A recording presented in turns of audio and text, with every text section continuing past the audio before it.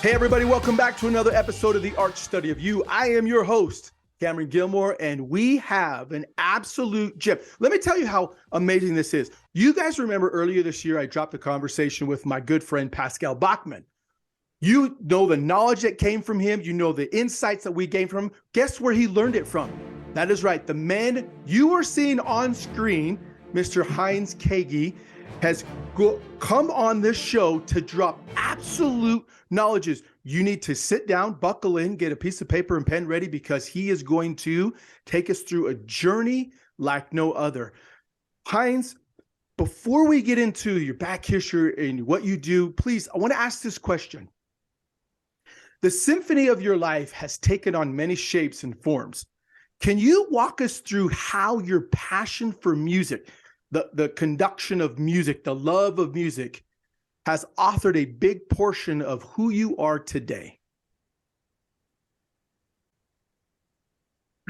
Thank you very much, Cameron. Dear audience, I thank you, Cameron, for having me. I love to share because when we speak about our own truth, our own experience, this cannot not inspire those who are important to us. And you will see that by me sharing, I'm getting quite vulnerable. And I do this because I trust you and I trust life. So to your question, Cameron, it started very, very early in my young life. A few years old, I call it a few years young. Instead of doing the homework, I took my ruler from school and I listened to classical music, symphony orchestras, and I would conduct until my mom showed up. The door opens for my small room and she does this one and says, Heinz, you better do your homework for school. Tomorrow is the test. Okay, Mom. So, and whenever I had a chance to spend time with music, that's what I did. And I had this dream at that young age. I saw myself one day conducting a symphonic orchestra. And because I was so daydreaming in that young age, this was a wonderful time. I could fade out the world and the homework and I could just space out. That was so wonderful. This music has fantastically shaped me. And whenever I was sad or I felt guilty for whatever I have done or not done, and so sound and music has always been my grounding, you know, my positive ground. Whenever I would connect with music, that was it for me. And this has shaped my whole life, actually. I will share more along this great conversation with you, Cameron, with you, dear audience. Thank you so much for bringing us into that space. What is it about music that touches your soul in a way that allows you to dream big? Not just even as a child, but even now, the composition, the music, the flow, the rhythm of it. How does music allow you to keep dreaming at such a young age as we see on the screen? Yeah, let me give you an example, a practical example. A few days ago, I sit on my grand piano, I sit down and I start playing, just improv. And then the resonance kicks in. And then my fingers know where to go. in order to be in resonance with my soul. And then I connect with people. Interesting. They just show up on that screen, on that sound screen. And then I'm playing with them and for them. And it is ever so empowering. After each one of those, you could say, sound sessions, when I get up again, I'm so content, I'm so relaxed, I'm so in peace with things, and it energizes. And when we have visitors, friends, like a few weeks ago, then they would ask me to play. So I would do that spontaneously. And then it often touches them so much that they get blurry eyes, you know. And it's so astonishing what sound does with us and for us. It is like a perfume. When you're on the walkway in a shopping center, for instance, and then this human being walks by, you get that perfume, and instantly you are back then in Florida, close to the beach, in that shop, you know, and that was this person. It's just fantastic. So sound has this memory effect as well. And even whilst we are still in the womb of our mom, we can already, just a few weeks or months before birth, we can already hear. So depending on whether the sound, the music that the mother is listening is a fast beat, it's rock or heavy metal or whatever, or it's sweet and calming, that has an effect on each one of the billion cells in our body already then. Now guess what? Now that we are adults, hey, big time. Sound changes instantly the energy in the room. And if you are part of that room, it touches every one of the billion cells. So we better take good care of what we listen to. Oh my gosh, there's so much to unpack in that brief description. Sound, the majestic power of sound. Listen, guys, I want you to understand something. He's an international speaker on 3 continents, 3 different languages. Do you not think he knows how to inject sound when he's speaking to people, when he's trying to bring points in? Just listen to what he just told us about the movement of sound and how it prepares people. Let me ask this question, Hans, because you bring up such a if I was an individual, CEO, all the way down to a stay-at-home mom or dad, how could I inject sound or music to help me put me in a state? Let's take this.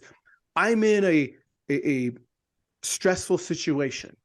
I'm feeling overwhelmed. The economy is where it is. The global uncertainty going on. How can I allow sound or music to put me, 1, in a state of relaxation, and then 2, help me to focus on positivity being allowed to come into my soul?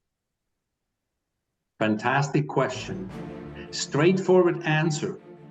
Hands-on, one-on-one example. So you are the CEO of this fantastic corporation. You're in a stressful situation. You have been attending one-on-one sessions. You have traveled to the island of Cyprus for 1 week to work one-on-one with me. And one of the results that you take home is an MP3 recorded with your voice, talking to yourself, suggestions, affirmations, declarations, all the positive stuff, and the perfect sound together. And when you listen to these 3 minutes, 10 minutes, you can actually do the loops. You can have it in the background. We have one option that Irving does for our clients. It's subliminal. So you just hear the sound, and your team on the deck, meaning your unconscious mind, hello guys, the team on the deck picks it up in a wonderful way. Everything that's sound and everything that is spoken, subliminal. Does that come across what I say? Yes, 100%. So, and that is a thing that all of our clients at a certain level of the LEX program. LEX stands for Leadership Excellence for Life. That is what they produce, and we guide them through, knowing the power of the sound. So within minutes, you shift your mental state, your state of being. You get ready for the next, to transform the next challenge that is waiting around the corner or in the next meeting room, to transform this challenge into a chance. You guys, listen to what he just said. He's talking on a CEO level, but let's bring it down even to a personal level, like me. What he's saying is, you can record yourself giving yourself positive affirmations with sound infused. Pick your favorite song, your best hype song, and inject that in there. And when you need to, like an athlete getting ready to perform or a conductor getting ready to conduct, you can hit play, and there is yourself telling yourself, I am this, I am that. Here is the I am. This is the high level I am statements that he has just given to you. Holy. If you're listening to this on Spotify or Apple, go to YouTube. Watch the transformation as he has come to life, as he's explained the Lex. And we're going to talk more about the Lex, but watch him change.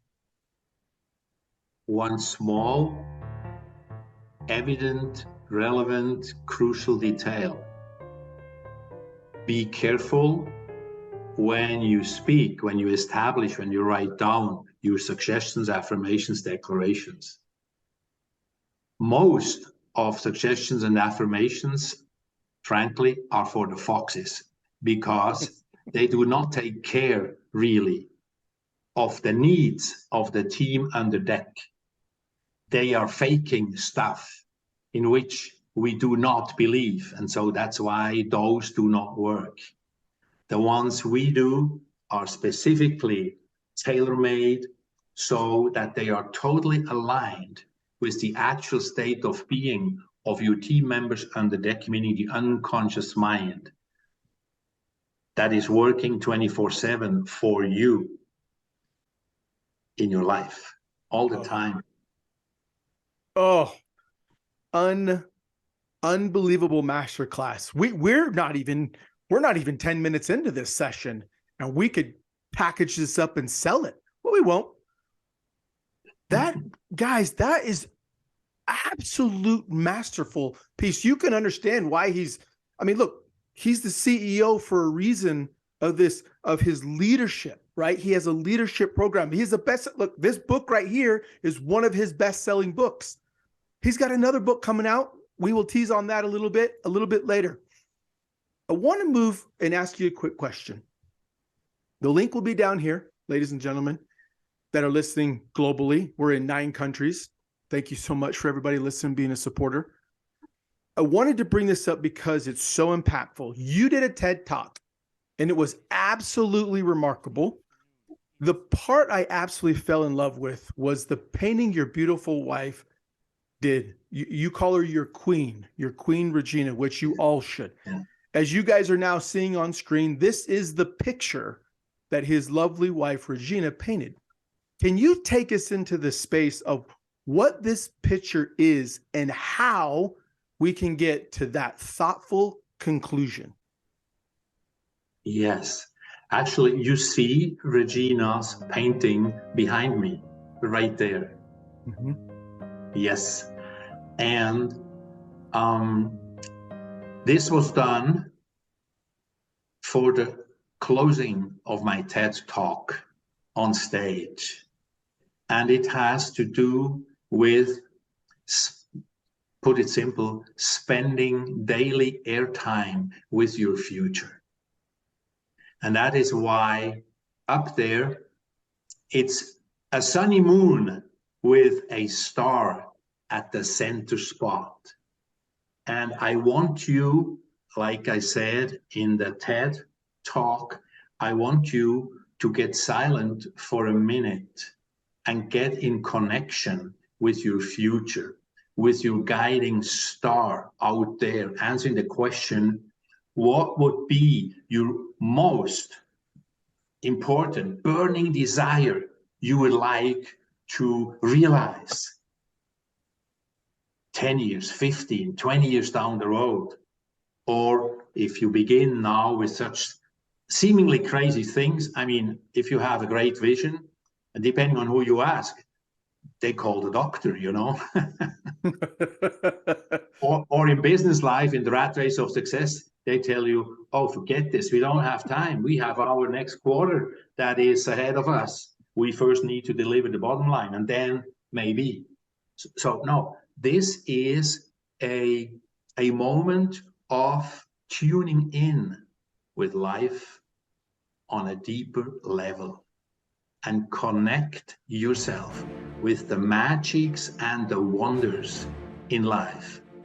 And if you would not see any, just go back in time to your youngest age, stroller and a little later and teenager, you know, the wonders, the fantastic nature and everything that has been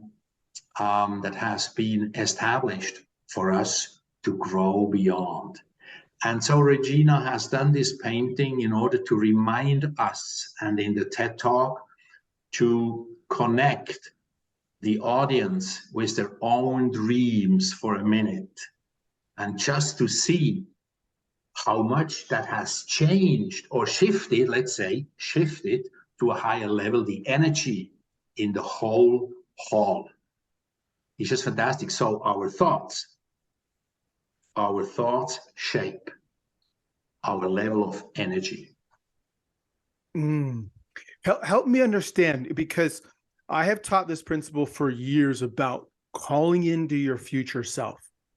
Help us understand how we're able to do and bring in our future. You talk about 10, 20, 30 years from now, vision.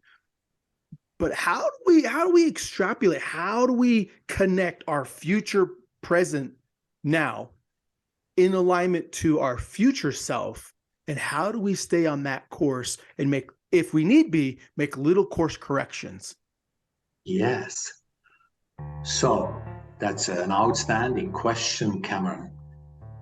The first thing is lean back and close your eyes. Find a wonderful, peaceful spot, maybe out there in the backyard, maybe on a couch, or, you know, on a mountain, on a lake. Find a wonderful, peaceful spot where you can retreat. Lean back and close your eyes, and then relax well until you feel that you are now relaxed. And then start connecting with your life, with your world, with your inner being, and connect with the dreams. Maybe with the dreams that you have settled for less. Maybe the dreams that you have already realized. And then connect with the being, with the qualities of yourself that have made these dreams come into being. Like you might remember as a teenager, you wanted this bike or that piano or whatever, and then you went up to mom and said, "Hey, mom, this is my next big wish," and so and then mom said maybe no, and then you didn't take a no for a no, because your dream was as if it's already here on the planet. It's just a matter of getting there or having it shipped to me wherever I am. And then so you go to dad, and then the first question dad is asking you, what did mom say? And no matter what they say, you don't take a no for a no. You take it just for a momentarily situation. And you believe because it's your burning desire. You somehow know without knowing that this is going to be true. Today, tomorrow, in a year, the point of no return is behind you. This is what you want. So connect with those situations and then answer one question. If life had a surprise for you, an offering, a gift, a magic present, what would you wish for if this was possible? And then dream. Give it color, give it dimension, give it, again, sound, and whatever belongs there. It's about the following mechanism. Now, let's get back on this level. We have been now dreaming for a moment. Now we come back. This is the leader. This is the manager. So for the manager, there's a mechanism to manifest. The first thing is a thought. Thinking. Okay, this bike, this piano, whatever, you know. And this thought produces a picture. When you think about an angel, it's not the picture of a Harley, which I love, the Harley. Then the picture is an angel. So thought, picture, and then together with the picture that comes up, the next phase is what? It is emotion. It is an emotional, a positive, a negative, whatever it might be. It creates, together with the picture, this emotion. And then number 4, naturally, is it sets you in motion. And the stronger the thought, the picture, and the emotion are aligned with each other, you create this force field within you that carries you forward into this promised future. And it's no longer about whether this is going to take place or not. It's just a question of when and how, which makes you underways when there are seeming stumbling blocks and no's and resistances. You take them as a confirmation. Hey, great, I'm on my path. Let's move forward. Let's integrate versus reject. Let's integrate those. Let's welcome those stumbling blocks because they make us grow beyond. I can't help. Let me ask this question before because there's so much. Ladies and gentlemen, those of you who are listening, I don't care if you're in the US or globally, what he just taught was how to manifest your future self into your life. Now, I know Heinz will say this, but I'm going to say it for him. Once you have brought it out, the thought, if you guys didn't see it, he was talking about his heart to his head, right? Leader, manager. Here's the one trick is if it's not written down, you have just received inspiration. And if it's not written, then it's just a dream. Mm-hmm. But written, you now have a blueprint. You have now the way to repel the negativity that will inject into after you get so clear on your vision. Negativity will come because there'll be forces that do not want you to change. because they like you where you are. Don't move, don't change, don't grow. You don't have to own your own company. You could be like, I just want to be a better person in life. But once you get into that deep, clear space and you write that down, that becomes your force field, as Heinz described. That is your force field against the negative energy, the repelling of negative energy. And then you walk in a positive state of mind. It's not always going to be that way, but by golly, you now have a tool to repel. Oh, good night. And for those of you who are just a few millimeters or centimeters or yards maybe away from this breakthrough that Cameron just shared with you, meaning writing down your goals, your visions. Here is the proof of the pudding. For those of you who are interested, 1979, if I'm right, Harvard research, a long-term study of students, graduates, 83% of them didn't have really goals for their career, life, etc.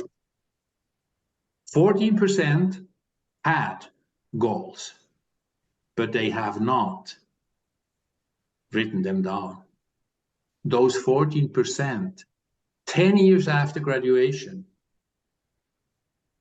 have manifested X3, so 3 times the money, the prosperity, the wealth, 3 times more than the 83%. So then you might ask, Heinz, and then what about the last 3%? The last 3% were those who have written down their goals, and they have spent airtime with this future. Those 3% have, if I remember correctly, about 10x the rest of the gang after 10 years. So think, so the thought, the picture, the emotion, the burning desire, wishful thinking, it's not going to work. Hope, it's not going to work. It's burning desire. That is the key here. Writing them down, spending airtime with this future. Look, when I'm underway internationally in corporations and I have an audience with executives, sometimes I ask them, imagine we all have an internal movie theater here inside of us on the mental screen. The question is, how many channels do you watch? So let's make a distinction, because we are managers, we are executives here. Okay, let's make an easy distinction, because on your remote control, you have 72 channels or more.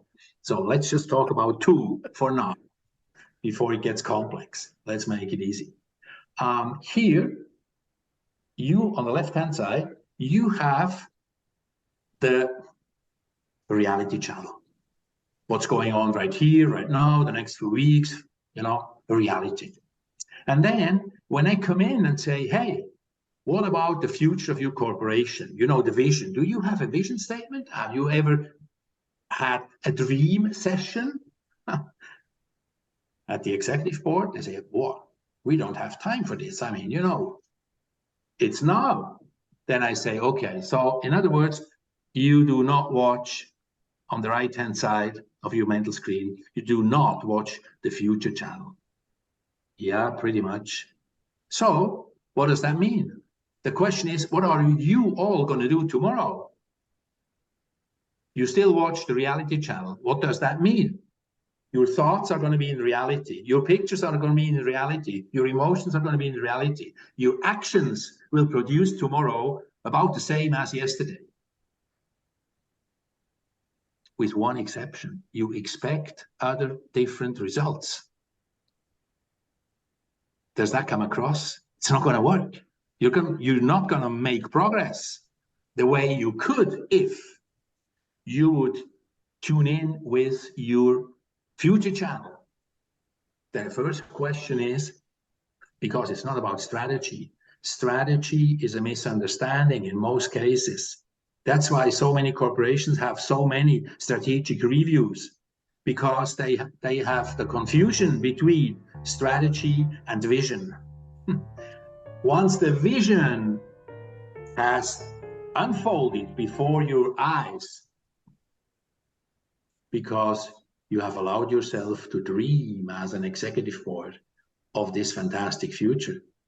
I mean, I guess your corporation has been formed at some point in time, has been established. So I call this is the birth of a baby. So, and this baby has a life. You had an intention, you had a vision by then about the future of this baby. Now the baby is grown up, second, third generation, whatever. Hey, what is the potential of your corporation or of your team or of your family business or of your life? What is the potential that's within you already there and wants to come out, wants to be expressed, wants to be shared with those who are important to you? So back to you, Cameron. Oh man. Look, if you need to pause and take a break from here, by all means, take a break. We have just sat in the master and been indoctrinated, not just as high level as you can, a man who works with corporate entities that are in the millions and millions of dollars and has funneled it all the way down to a practical use for individual lives. The thought that we see and feel not written down will yield nothing. Nothing. If you don't believe, you don't have to take my word for it. You can take Hans's word. And if you don't take his, you can go. We will have the Harvard Review 1979. We will have that link so then you can. And if you don't believe after 3 people have told you, you have no pulse, you have no soul in this life. And I'm sorry, but I'm not. Because this way of living and this way of thinking is so beautiful. Being able to, I was thinking of a book, one of my favorite books, The Traveler's Gift by Andy Andrews. There is a section where the character, he's a fictional character, his name's David. He meets with influential people throughout history. One of them is Christopher Columbus, and he wakes up. Wow. At this point, Columbus and them have been out to sea for 60 plus days. And Columbus still has the vision of where he's going, what it looks like, the sound, the taste. He can see everything so clear.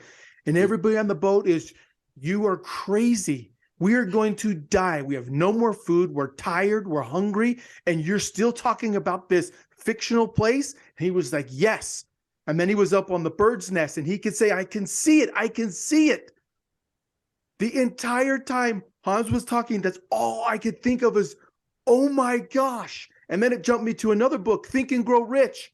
You have to think it, write it, and pursue it. Yep. Oh my, this is so good. Man, this is so good. All right. I need to ask this question. I want to bring this up. At 14 years old, you had to make a decision in life, right? As we all like to call it here in the States, your dad and you had this come to Jesus moment, if you will. Yeah. Take us through that defining point in your life where your passion and your dreams had to be set aside for practicality, if you will. Yeah. Oh boy. I was dreaming to become a conductor, and about at 14,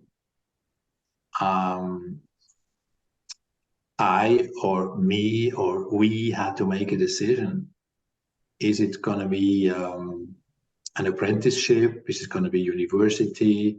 And for me, it was clear. It's the musical conservatory. And I was supported by teachers who have checked through my talents and all of that. And then my dad made the decision. He said, you know, Heinz, this music stuff you can do later. The first thing that you are going to do is learn something solid. A technical apprenticeship or mechanic or commercial, whatever. And thereafter, feel free to choose. In that moment, many things broke down for me. I was devastated. It was the end of the world. I mean, I could not understand the whole thing. Why does this happen to me and all of that? I was sad, I would cry, And in that moment, when I was by myself in my room, put on music and started to conduct. And that has virtually saved me. And I would hate what my dad has, that was my perception, had done to me. He has destroyed my career and everything. So that was not really nice. Our Jesus moment, you know. If I look back from today's perspective, I have come to learn that my dad, number one, he did the best he could do in that moment. Secondly, he has become my mentor or my angel, if you want to take it to the next level, to the higher level, and him without knowing it. Because he has triggered a capacity within me, you could say a talent, a potential. I call it the polarity responder. That means when people come to you telling you, listen, Cameron, you're never going to be able to do this or to achieve that when you're an adult or so. And as a matter of fact, he has triggered this innate thing in me that has a form of power. You know what, Dad? You know, after deception and all of that, I got up and said, not to my dad, not just internally, I said, you know, Dad, I'm going to prove you wrong. No matter what, this will take place. So many decades later, as you know, it did. I would stand on this pedestal.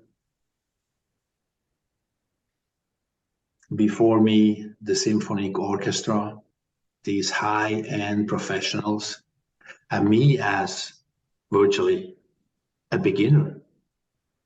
After all these experiences from scratch to top in the business, I knew how to empower people. I knew to lead successfully a corporation. When I was 26, 27, I was the youngest to lead almost 700 people in our organization. And so I learned so much, not only from the tops that I have produced, as well from the flops. The tops were great for my ego, and the flops, they were outstanding for me to grow beyond. So now I'm standing on the pedestal, the symphonic orchestra before me. That was another magical, true moment in life. So many decades later.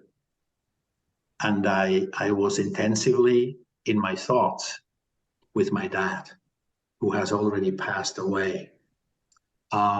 So I did actually this performance conducting Mozart Symphony Number 40, Allegro Molto, and with this orchestra. And I was in the center spot of this stereo sound and all these professionals. Oh, this is beyond any imagination. And the thing is, I was requested to get out of the way. This is taking the lead and getting out of the way so that the professionals, the sound that they produce in resonance with everything, in alignment with my vision as of how is this piece musically, how is the sound embracing the audience that's sitting behind me. So, and then it is leading without words. That is the next higher level of leading people. It's just because they read from the baton, from here, they read this. And depending on my inner self and my clarity, my vision, you know, and everything, they align fantastically. What an experience. I'm so thankful to my dad that he has taken that decision then, because that has given me the chance from scratch to top in a management career, and then getting on my own to share whatever I have learned and to grow beyond and share it with the world. Like tonight with you. When I say tonight, it depends on where you are. Right now I'm in Switzerland, that's why it's pitch dark out there, wonderful, up in the mountains. And if I was in the US, it was around midday. Yes, Cameron. First, I have to say, in paying reverence to your father, thank you, Mr. Kaegi, for allowing that conversation to happen, because what I'm hearing is your dad extrapolated out the deepest parts of you can be better than what you see yourself to become. And I make this statement for this reason.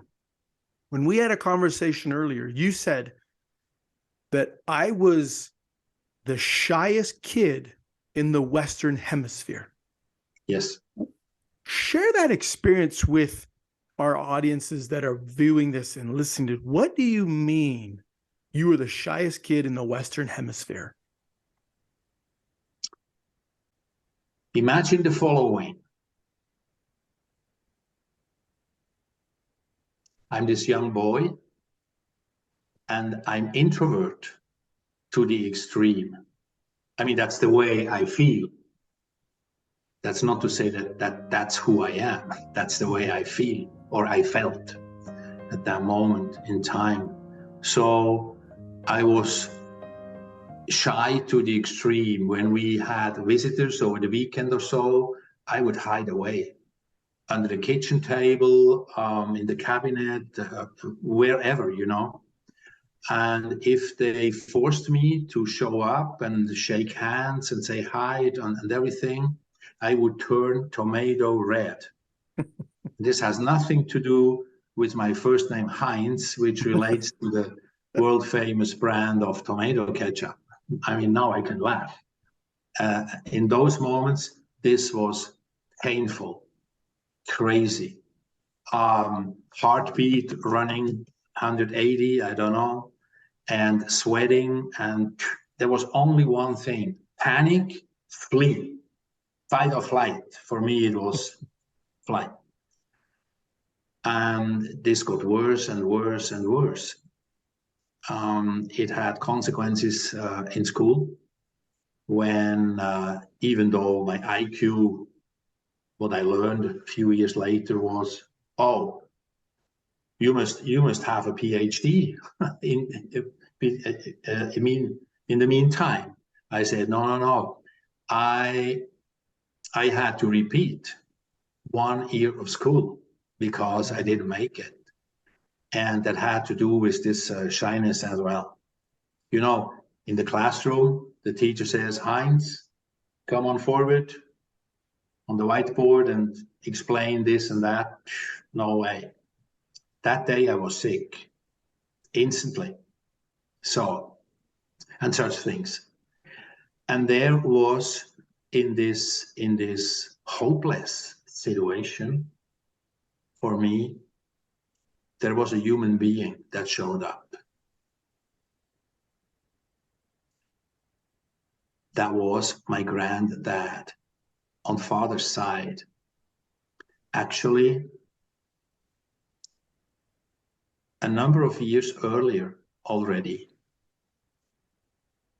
was I maybe 4 or 5 or so, I remember he was my role model in a way.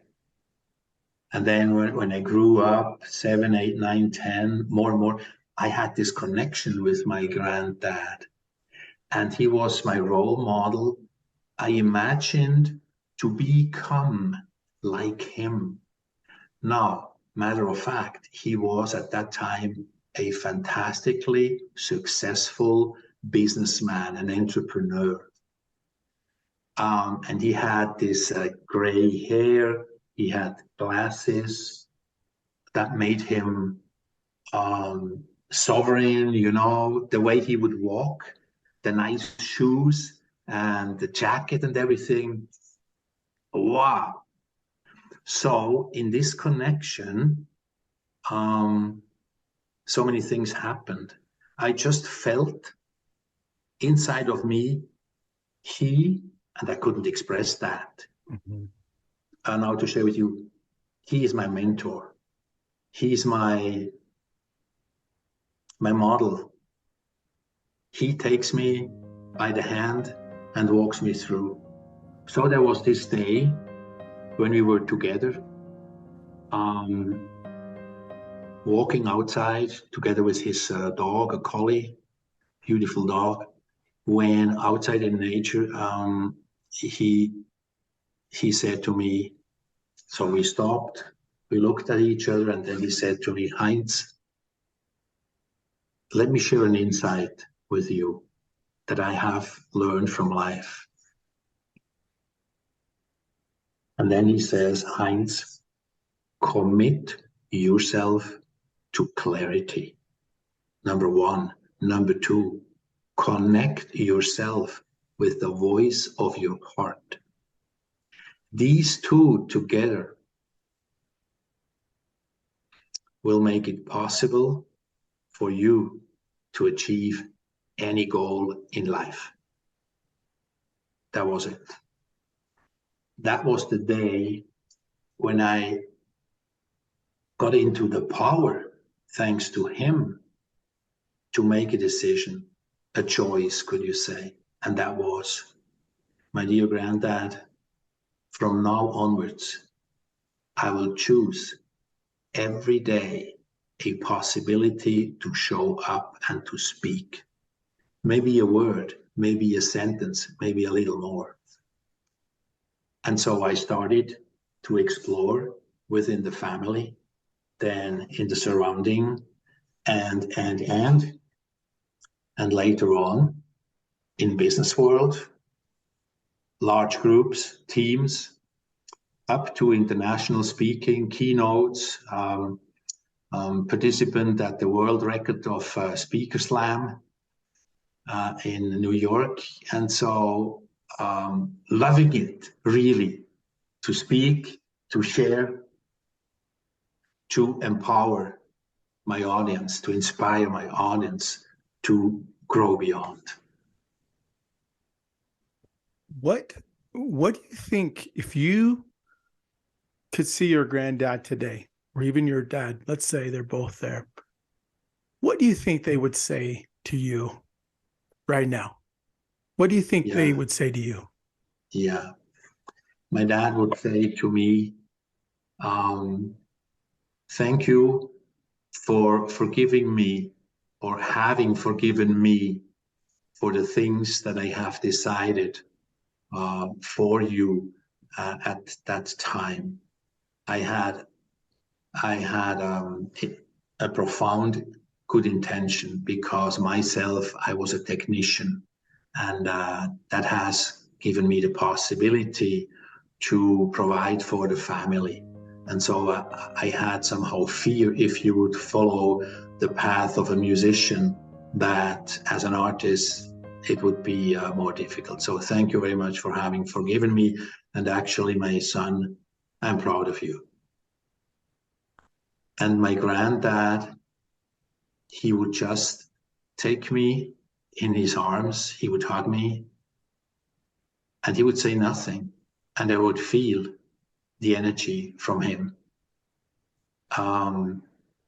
saying to me, I'm with you all the way. So beautiful. That is so something that a child, especially from their parents, just want to hear. I'm proud of you.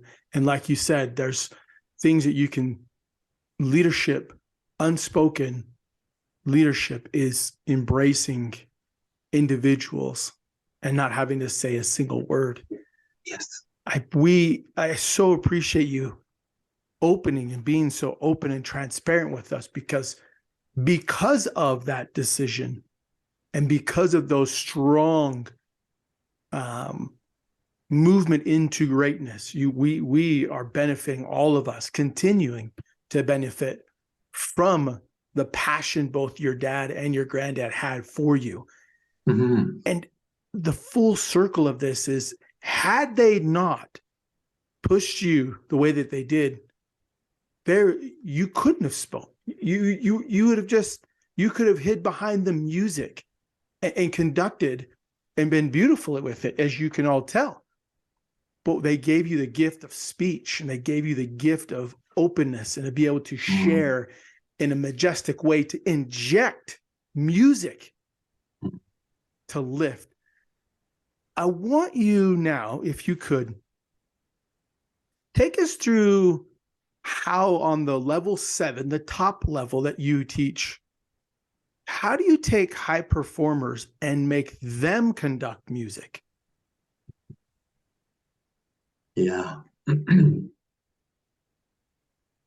That is actually the gift that life has offered to me in this polarity responding way, when this, as a matter of fact, seemed to be impossible at the age of 14. I always did hold true to that vision. And so when the LEX program was established with the 7 levels, and if you want me, I will walk you through in 3 minutes through these 7 profound laws of leadership that I've done research before publishing then the book that has become a bestseller. So imagine these leaders, they attend the LEX. The LEX, as I said, is for the leader a similar thing as the MBA, the International MBA for the manager.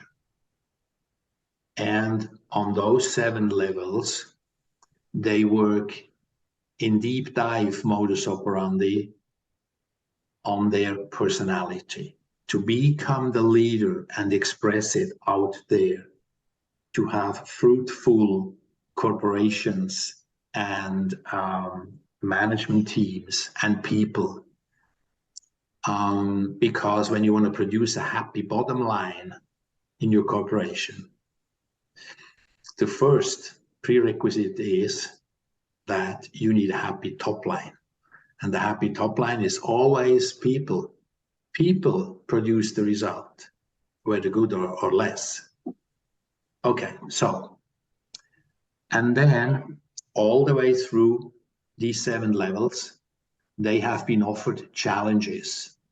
Like, for instance, at the LEX number 4, the 4th level, that is 5 days and 5 nights with only 1 word. And this word is called commitment. And we work day and night on 12 levels of commitment.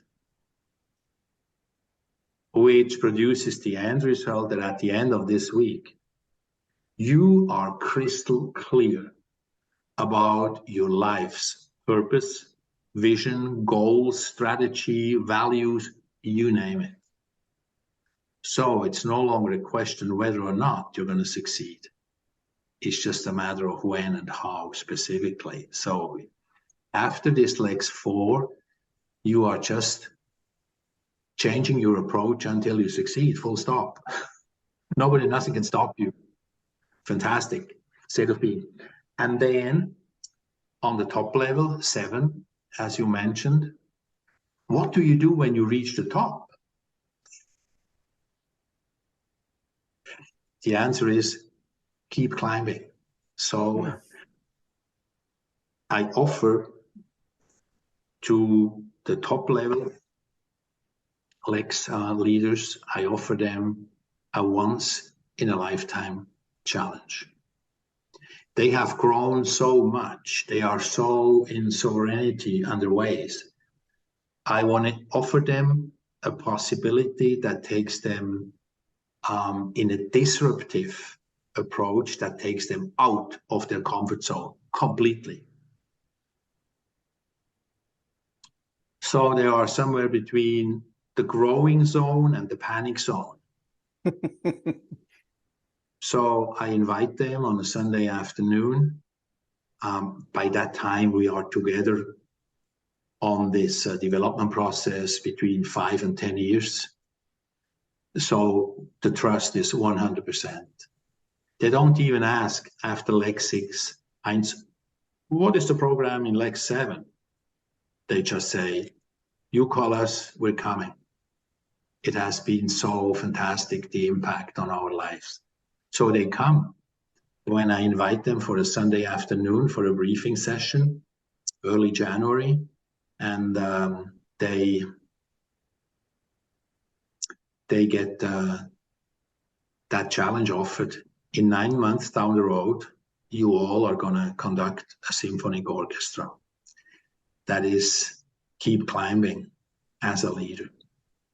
And then everything seems to be falling apart because you don't have any reference in your life. I mean, how can you handle this? You have nothing to do whatsoever with music. You have never been in a classical concert or so. And now it is about to understand the depth of what leadership and leadership means. It's no longer the talk. It's now the walk the talk.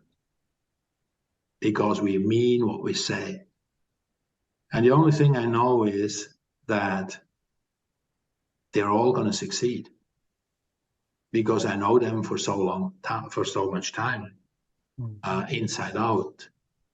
And then when they come to their limits emotionally, and I mean, I've seen everything along the way, the pain and much more. When I see them at the public concert 9 months later with their families that we have invited, the families not knowing what is going to take place on that concert because we just said we organize a concert and you are invited to attend. So everything was behind scenes. And then they show up.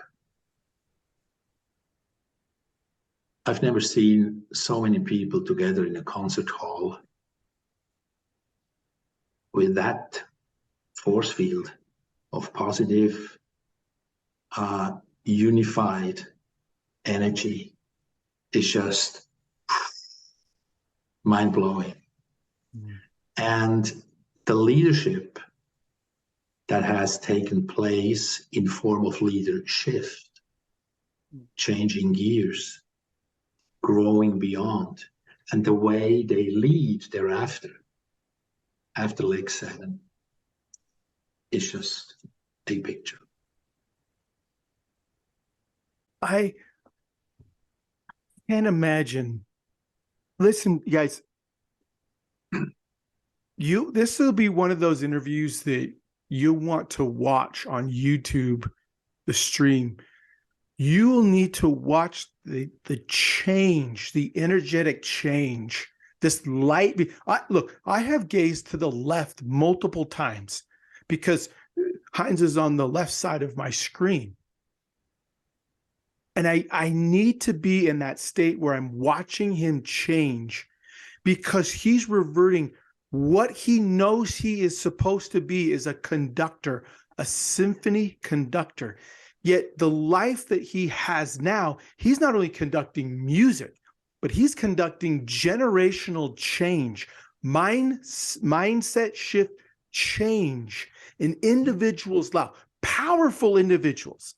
These are individuals that command multiple companies, that command multiple people. And I say command and I use it in the reverence, not the negative term, but the positive, a commander, like a leader at the battlefront. All great leaders lead from the front. They command from the front of the line. That's who these people are. And you can just imagine these guys going, wait a minute, I'm supposed to conduct? I have no clue. No, it's that next level, the next level of leadership. Because you listen to him, he builds them all the way up and he strips them all the way back down to the baby level and says, you are going to learn first to crawl, then to walk, and then to run in a way that you've never been able to do it before.